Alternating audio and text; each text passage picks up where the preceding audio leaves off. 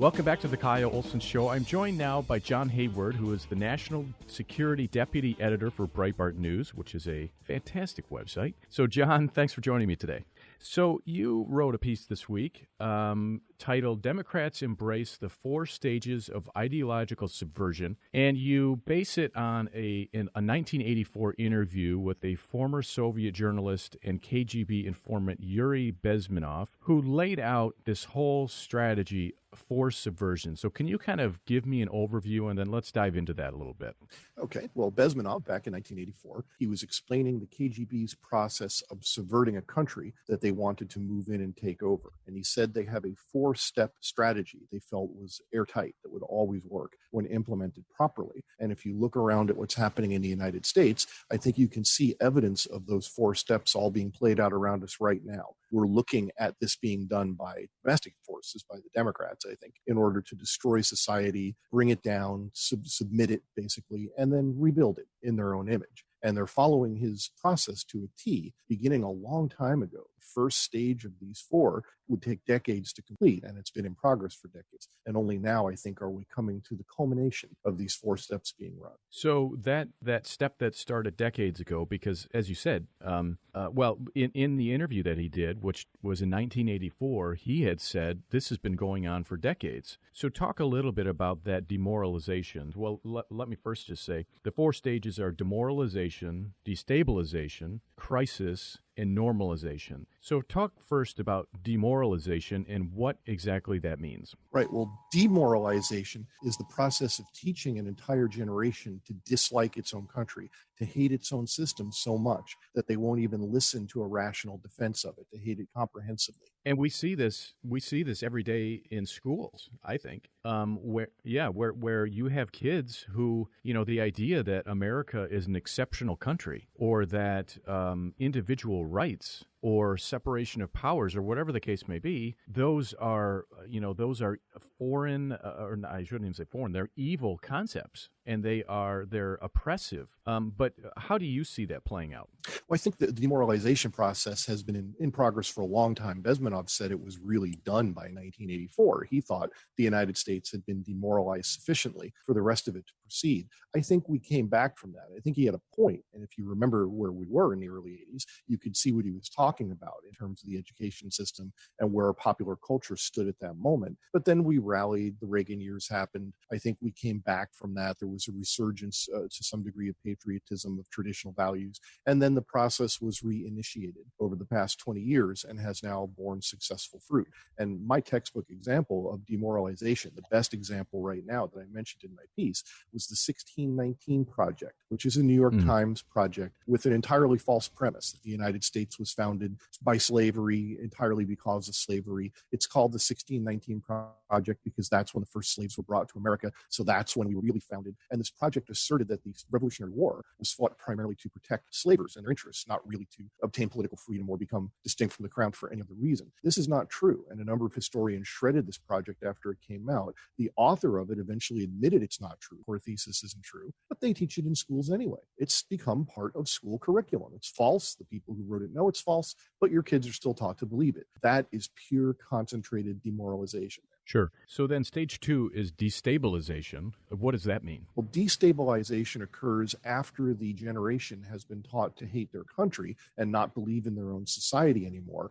Then they have to be taught not to trust one another. And that's where destabilization comes in handy. The mechanisms of society are dismantled. Law enforcement becomes destroyed. Nobody trusts it, believes in it anymore. And they don't believe in one another. Your neighbors are all out to get you. They all hate you. You can't get ahead in life because of discrimination. Your only hope is to band together politically as a tribe and exercise raw power to get what you deserve out of your unwilling fellow citizens. That is a condition of destabilization. And you couldn't ask for a better slogan of destabilization than abolish the police. That's stage 2 in 3 words. Abolish the police is the ultimate destabilizing slogan. And all you have to do is look at Seattle today and see what that actually looks like. Armed left-wing insurrection is taking over a city and descending it into bloody anarchy and chaos. There couldn't be a more unstable place in America than Seattle right now. And it's getting very little media, national media, mainstream media attention because, well, I think it sort of goes against the narrative. But what was fascinating to me is to see these pictures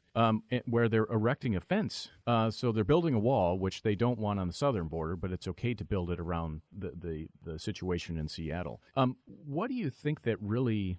When people see that and they just sort of shrug, and you have President Trump this week, he tweeted about that, and he basically, said this needs to be cleaned up. And the governor and the mayor essentially told him to mind his own business, which to me is a signal that they're tolerating this, and they're tolerating literally this anarchy, which is, it's hard to comprehend that they would tolerate that sort of situation in their city. But stage 3 is crisis. What exactly does that mean?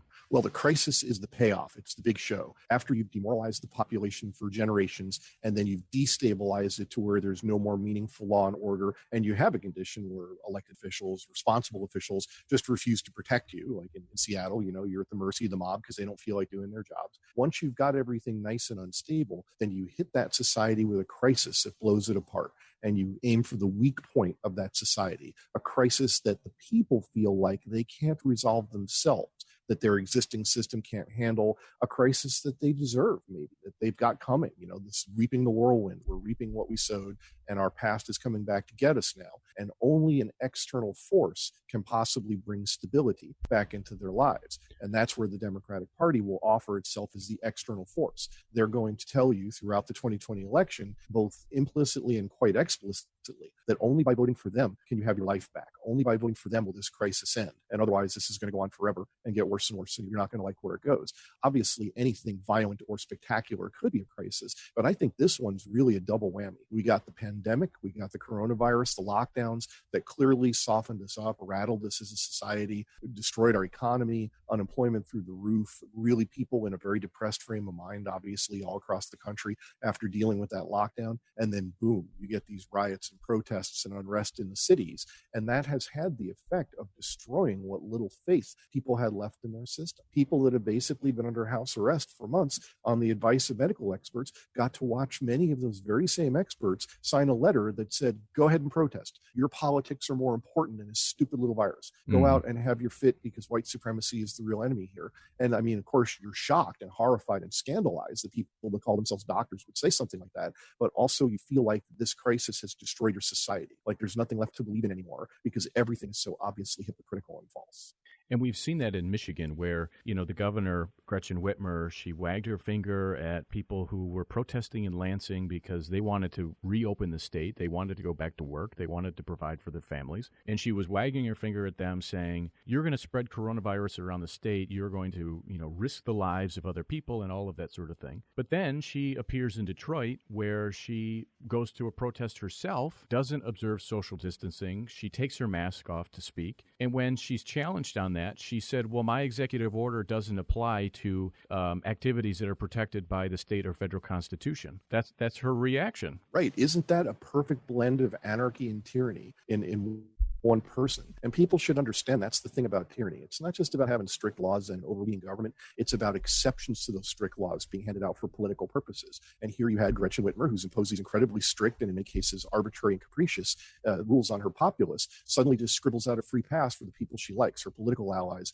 You guys can go crazy. You can have any kind of a protest and rally you want, and I'll get right down there in the street, arm in arm. I'll boogie down in the streets with you. And then she's going to turn around. This is coming. She's going to turn around a couple days later and say, well, no, the rest of you don't get to do this. You can't organize. You can't have a Trump rally. You can't do whatever you want to do because the coronavirus is going to come back. And I really think that is the true crisis, the third stage of this crisis that's going to really devastate the country and send us into uncharted territory, is if we do have another wave of coronavirus, if it comes back and it's a real problem again, and we're told, okay, back into house arrest with the rest of you. All the lefty protesters got to have their fun. Black Lives Matter got to run wild through the streets. But now all the rest of you have to go back in prison because the coronavirus is coming back and we're going to put another lockdown into effect and ruin the economy again. I don't think the country as it stands can take that blow. It's going to be more than family. So we've only got a couple seconds left, but stage 4 is normalization. What does that mean? That's where you get told you can have your normal life back if you submit. If you let the Democrats have power, if you vote for the right people, then and only then will you have normality return to your lives. That is the threat and the promise that's coming at us next. John Hayward, National Security Deputy Editor of Breitbart News. Check out his piece titled Democrats Embrace the 4 Stages of Ideological Subversion. John, thanks for joining me today. Thank you very much for having me. Thank you so much for joining me this week. Don't forget Soldier Solutions. My favorite shirt on the site says, "My rights don't end where your feelings begin." That's a message we need.